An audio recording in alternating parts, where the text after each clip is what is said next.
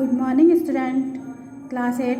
आज हम आपको आपकी हिंदी की पाठ्य पुस्तक मेरी हिंदी व्याकरण एवं रचना आपकी व्याकरण की पुस्तक से दूसरा पाठ पढ़ाएंगे। तो आपका दूसरा पाठ है वर्ण विचार। भाषा की सबसे छोटी इकाई वर्ण है। वर्णों को मिलाने से शब्द बनते हैं। भाषा की सबसे छोटी इकाई क्या कहलाती है? वर्ण। और इसको मिलाने से शब्द बनते हैं। शब्दों से वाक्य बनते हैं। वर्णों का प्रयोग ध्वनि और ध्वनि चिन्हों दोनों के लिए किया जाता है। वर्ण को अक्षर भी कहा जाता है। वर्ण को हम और क्या कह सकते हैं? वर्ण को अक्षर भी कहा जाता है। तो यहाँ हम कह सकते हैं कि वर्ण भाषा की वह छोटी से छोटी इकाई है जिसके और टुकड़े ना किए जा सके। तो निष्कर्ष रूप से यह कह सकते हैं हम कि वर्ण भाषा की लघुतम इकाई है। भाषा की उच्चारित ध्वनियों के लिखित रूप को वर्ण कहते हैं। वर्णों के और टुकड़े नहीं किया जा सकते। वर्ण जो होता है उसके हम और टुकड़े नहीं कर सकते। वर्णों के मेल से शब्द बनते हैं। जब हम कई वर्णों को एक साथ लिखते हैं तो उससे एक शब्द बनता है। प्रत्येक भाषा में वर्णों की संख्या अलग अलग होती है। वर्ण को अक्षर भी कहा जाता है। तो हम इसी के बारे में पढ़ेंगे। पहले वर्णमाला कि वर्णमाला क्या होती है। वर्णों के जो व्यवस्थित समूह होता है उसको कहा जाता है वर्णमाला। हिंदी वर्णमाला में दो प्रकार के वर्ण होते हैं। एक होता है स्वर और दूसरा होता है व्यंजन। तो मानक हिंदी वर्णमाला इस प्रकार है आपकी। स्वर में आपके अ से लेकर अ तक आते हैं, ये 11 होते हैं। अयोगवा होता है, अनुसार होता है और विसर्ग होते हैं। फिर आता है व्यंजन। व्यंजन आपका होता है क से लेकर श तक। तो इसी तरह आपके का वर्ग, च वर्ग, टा वर्ग, ता वर्ग, प वर्ग, अंतःस्था, ऊष्मा, संयुक्त व्यंजन, इन सबको मिलाकर कुल आपके वर्ण होते हैं 52।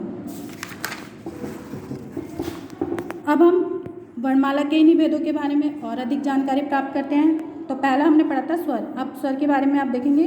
जिन वर्णों के उच्चारण में हवा बिना किसी रुकावट के मुख से निकलते उसे हम कहते हैं स्वर। कि जिन्हें बोलते समय, उनका उच्चारण करते समय मुंह से जो हवा होती है वो बिना रुकावट के निकलती है, उन्हें हम स्वर कहते हैं। इनका उच्चारण स्वतंत्र रूप से होता है। इनको बोलने के लिए हमें किसी और शब्द की सहायता या वर्ण की सहायता नहीं लेनी पड़ती। ये आपके अ से लेकर अ तक होते हैं। स्वर के भेद। स्वर के भी आपके दो भेद होते हैं। एक होता है ह्रस्व, दूसरा होता है दीर्घ। ह्रस्व स्वर में होता है जिन स्वरों के उच्चारण में बहुत थोड़ा समय लगे और एक मात्रा का समय लगे उन्हें ह्रस्व स्वर कहते हैं। यह संख्या में 4 होते हैं। इन्हें मूल स्वर भी कहते हैं। इसके बारे में विशेष बात यह है कि रस ऋषि का प्रयोग संस्कृत के तत्सम शब्दों में होता है, जैसे सृष्टि, कृपा आदि। फिर आपके आते हैं दीर्घ स्वर। जिन स्वरों के उच्चारण में, मतलब जिनको बोलते समय हमें ह्रस्व स्वर से 2 गुना समय लगता है, वह कहलाते हैं दीर्घ स्वर। यह संख्या में 7 होते हैं। आ, ई, उ, ए, ओ, औ। अयोगवा। इन 11 स्वरों के अलावा हिंदी में 2 वर्ण और भी हैं, अनुस्वार और विसर्ग। ये दोनों स्वरों के बाद आते हैं। इन्हें अयोगवा भी कहते हैं। वस्तुतः ये स्वर नहीं है, लेकिन अन्य स्वरों की भांति इनकी भी मात्राएं लगती हैं। जैसा आपको दिखाया गया है, इनकी ये मात्राएं, अतः इन्हें भी स्वरों में गिना जाता है। स्वरों की मात्राएं। जब किसी स्वर को व्यंजन से मिलाकर लिखते हैं तो वे अपने मूल रूप में नहीं लिखे जाते, उनके साथ मात्रा लगाई जाती है। तो व्यंजनों के साथ लिखे जाने के लिए स्वरों के निश्चित चिन्ह को क्या कहा जाता है? मात्रा। अब यहाँ पे आप देखेंगे स्वरों की मात्रा आपको दिखाई गई है। ये आपके स्वर हैं अ, आ, ई, उ, ऊ। यहाँ आपकी मात्राएं हैं। फिर उनके कुछ आपको उदाहरण दे रखे हैं, ये आप पढ़ सकते हैं। इसके बारे में विशेष ये है कि ऊ की मात्राएं र के साथ मध्य में लिखी जाती है, जैसे रुपया और रूप। ऋषि की मात्रा रा के साथ नहीं लगती। श के साथ ऋषि की मात्रा जुड़ने पर श्री बनता है। अब आपके आते हैं अन्य वर्ण। अन्य वर्णों में आपका अनुस्वार। जिस स्वर के उच्चारण में हवा केवल नासिका से निकले व उच्चारण अधिक जोर से हो, उस पर केवल बिंदु लगाया जाता है। ऐसे स्वर अनुस्वार कहलाते हैं। उदाहरण के लिए जैसे गंदा, सुंदर, चंचल आदि। अनुनासिक। जिस स्वर के उच्चारण में हवा मुख व नासिका, मतलब मुंह और नाक दोनों से निकलती है और लिखते समय वर्ण के ऊपर चंद्र बिंदु, यहाँ आपको चंद्र बिंदु का साइन दिखाया गया, चंद्र लगा दिया जाता है, ऐसे स्वर अनुनासिक कहलाते हैं। जैसे 5, दांत, आँख आदि। इन सब के ऊपर आप देख सकते हैं कि अनुनासिक का मात्रा लगाई गई है, चंद्र बिंदु। फिर आपका आता है विसर्ग। इस ध्वनि का उच्चारण ह इसका जो साइन होता है वो 2 बिंदी के रूप में आता है। यह केवल संस्कृत के मूल शब्दों में लगता है, जैसे अतः, प्रातः आदि। जब इसको बोला जाता है तो ह की आवाज़ आती है। उसके बाद आपका है अयोगवाह। हिंदी वर्णमाला में अनुस्वार विसर्ग को अयोगवाह कहते हैं। ये ना तो स्वर है और ना ही व्यंजन। अनुस्वार और अनुनासिक में आप अंतर कैसे पता करेंगे?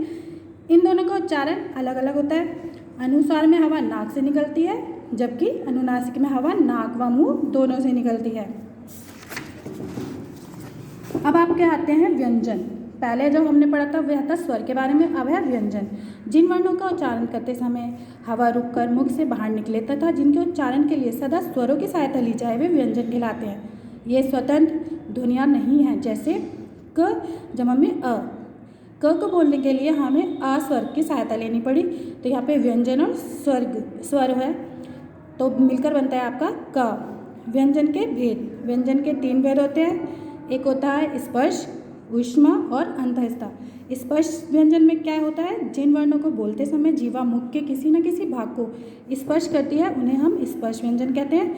जैसे क से मा तक व्यंजन स्पर्श व्यंजन कहलाते हैं। इन्हें 5 वर्गों में बांटा गया है। प्रत्येक वर्ग में 5 व्यंजन है। प्रत्येक का नाम पहले वर्ण के अनुसार रखा गया है।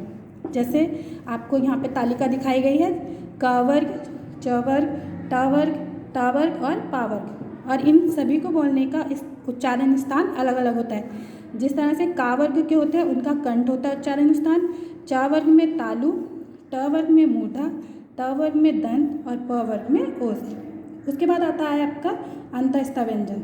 जिन व्यंजनों का उच्चारण करते समय जीवा मुख के किसी भाग को पूरी तरह स्पर्श नहीं करती उन्हें कहा जाता है अंतःस्थ व्यंजन।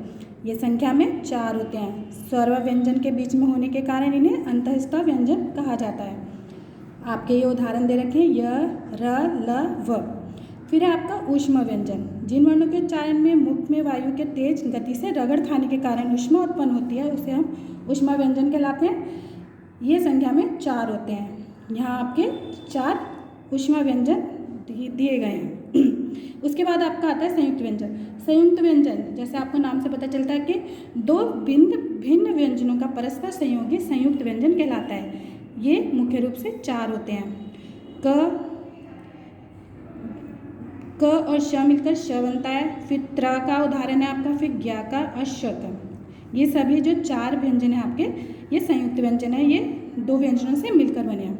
द्वित्व व्यंजन। द्वित्व व्यंजन जब एक व्यंजन एक के साथ 2 बार लिखा जाता है तो वह कहलाता है द्वित्व व्यंजन। जैसे ट प्लस ट, तो यहाँ पे 2 बार ट का इस्तेमाल किया गया है।